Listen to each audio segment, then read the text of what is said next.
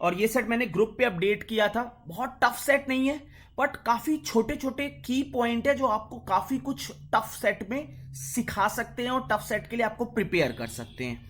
ठीक है, हम लोग डिस्कशन स्टार्ट करते हैं। आई होप कि जब सेट का डिस्कशन खत्म हो तो you will learn something constructive out of it. Start करते हैं हमारा डिस्कशन।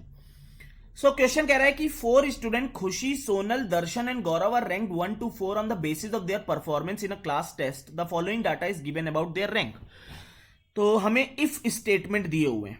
अगर इफ स्टेटमेंट का किसी को नहीं आइडिया है तो अंडरस्टैंड दैट, अगर हमें कहीं पर दिया हुआ है इफ ए देन बी, इसका सिर्फ एक और मतलब होता है जो 100% ट्रू होगा। We will just take negate of that. If not B then not A. अगर हमें इंफॉर्मेशन दी है इफ ए देन बी, इसका एक और मतलब है if not B then not A.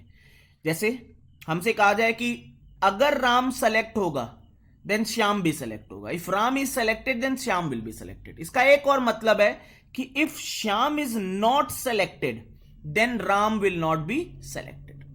जैसे हमसे कहा जाए if not A then B, अगर ए नहीं सेलेक्ट किया जाएगा then B will be selected. इसका एक और मतलब है कि अगर बी नहीं सेलेक्ट किया जाएगा then A will be selected. ठीक है, just we will take negate. जैसे निगेटिव का निगेटिव तो पॉजिटिव बन जाएगा, पॉजिटिव का निगेटिव बन जाएगा, रिवर्स कर दो। बस ये इंफॉर्मेशन 100% ट्रू होगी।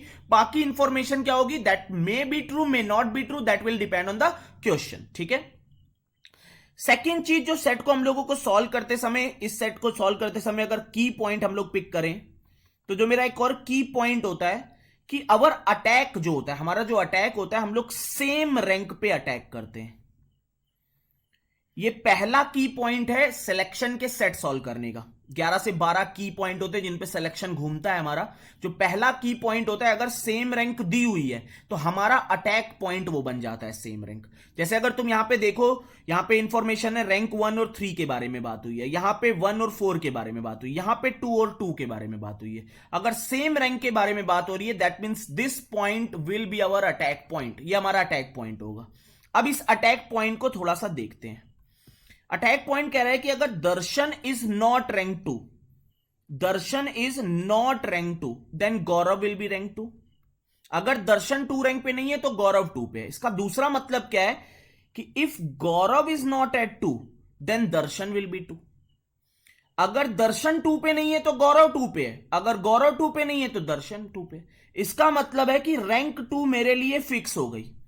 रैंक 2 या तो गौरव होगा या तो दर्शन होगा। यहीं से हम अपने सेट को क्या करेंगे, स्टार्ट करके खत्म कर देंगे। बहुत बेसिक सा सेट है ये। अब बेसिक बन गया है बहुत ज्यादा।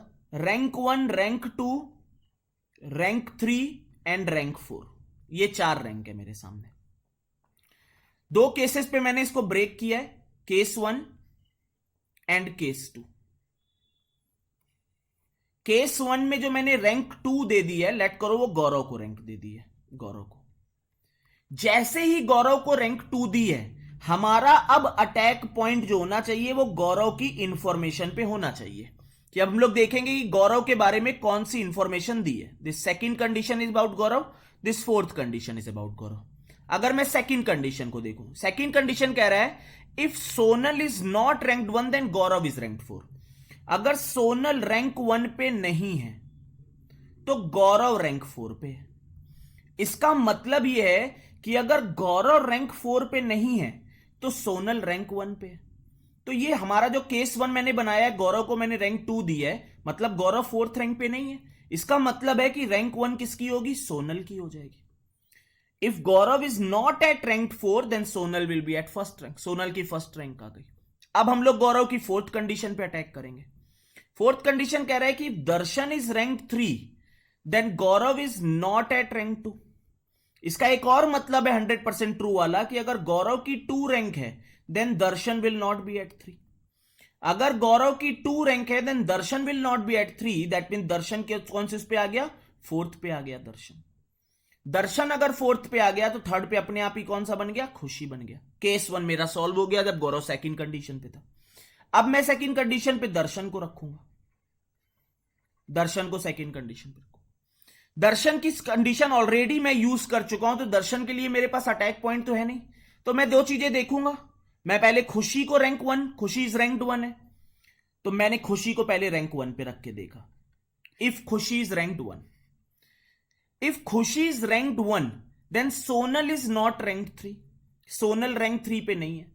अगर खुशी रैंक 1 पे है तो सोनल रैंक 3 पे नहीं, मतलब सोनल यहां पे आ गई। ठीक है, और हमसे कह रहा है कि इफ यहां पे अगर सोनल 4th रैंक पे आ गई तो अपने आप ही जो गौरव था वो 3rd रैंक पे आ गया। लेकिन अगर देखोगे तो ये कंडीशन वॉयलेट हो गई। यहां पे ये कंडीशन वॉयलेट हो गई कि अगर सोनल 1st रैंक पे नहीं है तो गौरव को कहां पे होना चाहिए था? 4th रैंक पे होना चाहिए था। लेकिन सोनल खुद ही 4th रैंक पे है, तो गौरव कैसे 4th पे आ जाएगा? तो ये केस मेरा खत्म हो गया। This case is not possible.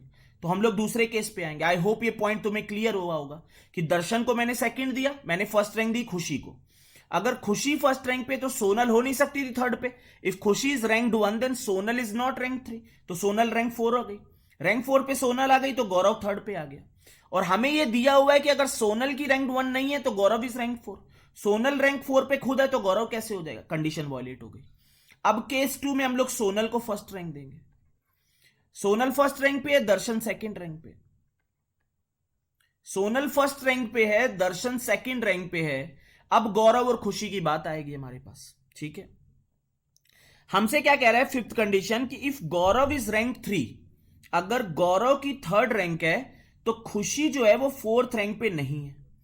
इसका मतलब यह है कि अगर खुशी की 4th रैंक है तो गौरव जो है वो 3rd रैंक पे नहीं है। इसका मतलब क्या हुआ कि अगर हम लोग गौरव को 3rd रैंक दे देंगे, समझना, अगर मैंने गौरव को 3rd रैंक दे दी, लेट करो, अगर मैंने गौरव को 3rd रैंक दे दी, मैं खुशी को 4th रैंक दे नहीं सकता और एक ही स्पेस बचता है। तो इसका मतलब है मैं गौरव को 3rd रैंक नहीं दे सकता। Gaurav will be at 4th position and Khushi will be at 3rd position. Khushi 3rd पे होगी, क्योंकि अगर गौरव 3rd पे होता तो खुशी 4th पे हो नहीं सकती थी। खुशी 4th पे हो नहीं सकती थी, मतलब वो केस वॉयलेट हो गया मेरा।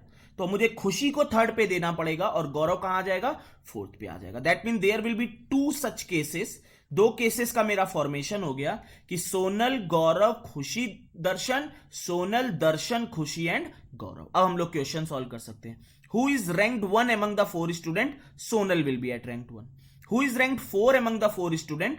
तो 4th रैंक पे दर्शन और गौरव में कोई भी हो सकता है। D will be our answer. The rank of how many 4 student can be determine? कितनों की रैंक डिटरमाइन करी जा सकती है? एक सोनल की रैंक और खुशी की रैंक। सोनल और खुशी की रैंक मतलब 2 पर्सन की रैंक डिटरमाइन करी जा सकती है। तो हमारे आंसर क्या हो गए? A D A will be our answer.